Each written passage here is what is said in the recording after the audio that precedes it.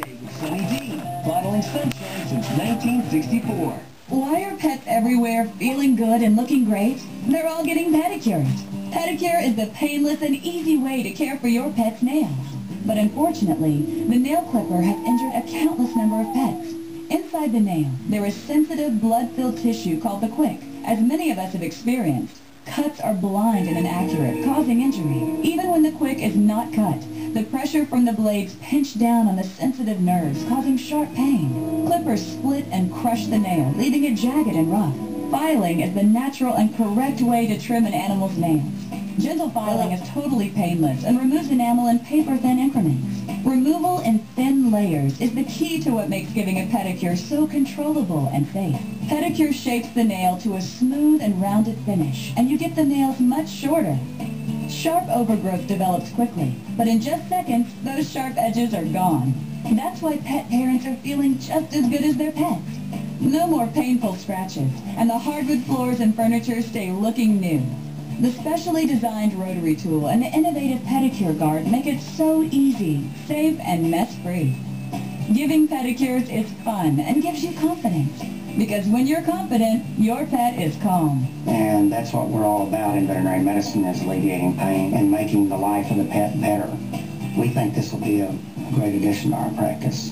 I would recommend pedicure to anyone that's going to do nails, not only the professionals that we work with, but non-professionals. Anybody that wants to trim their pet's nails, don't use anything except this, because this will guarantee that you're not going to hurt your pet, and that's what it's all about. Treat your pet to the ultimate grooming experience.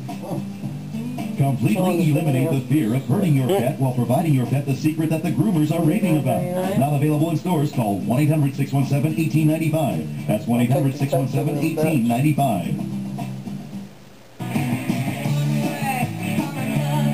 Well, I've seen the vets cut ladies' nail and make it bleed. New Swiffer Wet, now with the fresh scent of Febreze, lavender, vanilla, and comfort. Swiffer Wet has a scrubbing strip to clean tough, dried-on messes better than a mop. Your house will be as fresh as a spring day. A masterpiece. Swiffer gives cleaning a fresh new meaning. And for big messes on dry floors, there's a Swiffer with a vacuum, Swiffer Sweeper Vac. While dealing with her own mental illness, Cindy Countess cared for her obsessive-compulsive, ailing 82-year-old mother. In April 2002, Countess says her mother hid her antidepressants, allegedly forcing her into withdrawal. After a week with no medication, Cindy felt desperate. She finds a Paxil dose. I think they said it was 30 milligrams, which is a lot. And so she takes that one Paxil dose. And then the description is that she becomes confused. It was just a nightmare, but it was real.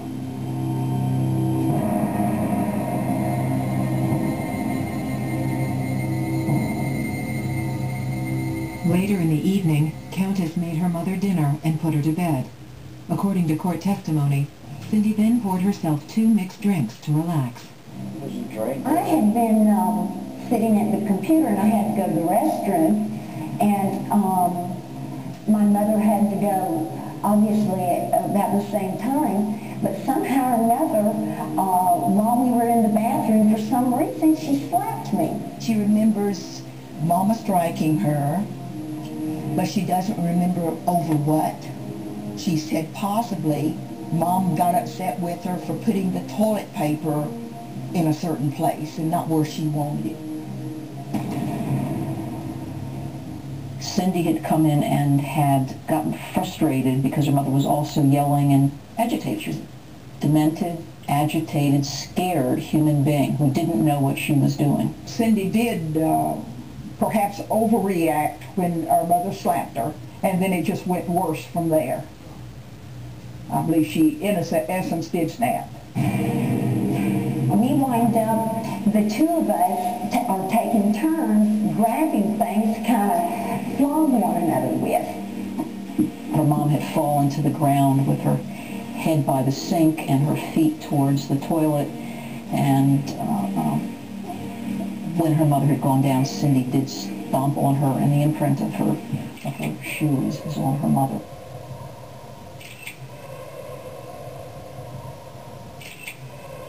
While her mother lay unconscious from the beating, Cindy claims she then blacked out. My very next memory after the actual altercation is I'm in the living room talking on the phone with my older sister. It was right around 11 o'clock. The phone rang, and she just seemed to be not even sure of anything that was going on around her. In fact, they said she had a smear of blood on her leg.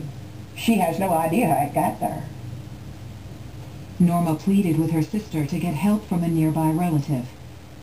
So I went and I got my older brother, and he came in, and we both saw that my mother was on the floor behind the bathroom door. And so my brother reaches around and tries to take her pulse and everything.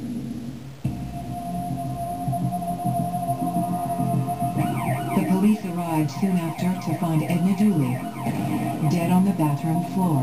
Cause of death, blunt force trauma.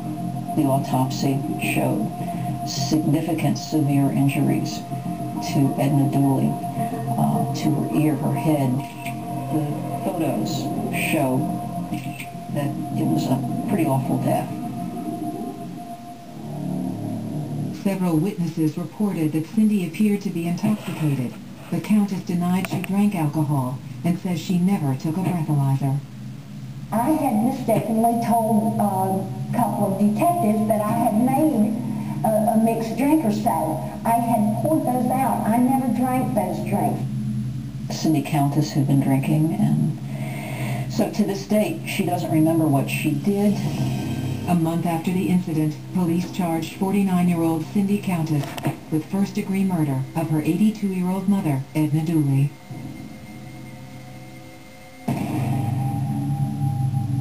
During the trials, I remember watching Cindy and thinking that she seemed weak and a little bit out of sorts, I would say, and not really in touch with reality.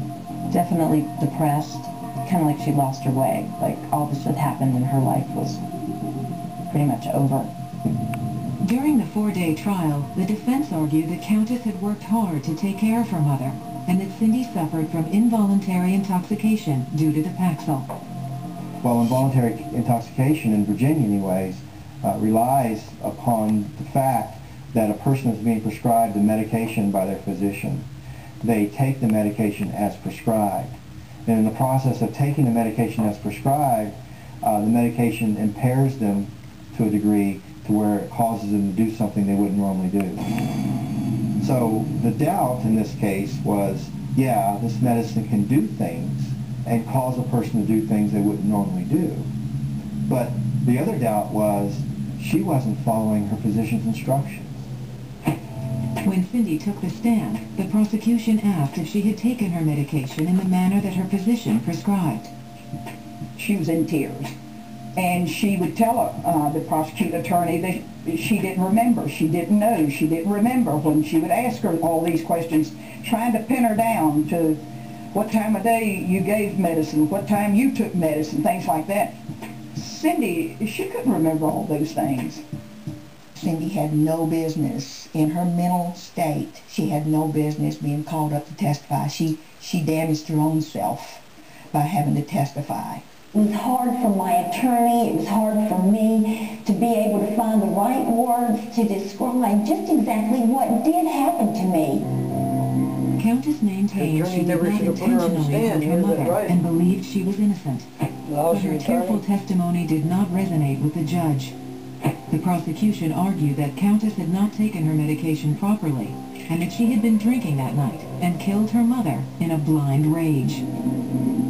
The prosecution had a very strong case. I mean, the forensic evidence was very strong. DNA links and all that with the blood on Cindy matched to her mother.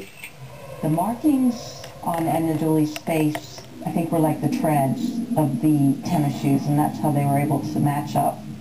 That is pretty clear evidence that Cindy Countess stomped her, didn't stepped she? on her mother. Sure did. Tread marks on her face. The trial left the family at odds and raised some doubts. Just By remember the what you got end the of whistle swinging. the trial, it was clear that the family was divided. The two brothers were sitting with the prosecution, Ms. Draper was sitting on Ms. Countess's side, and both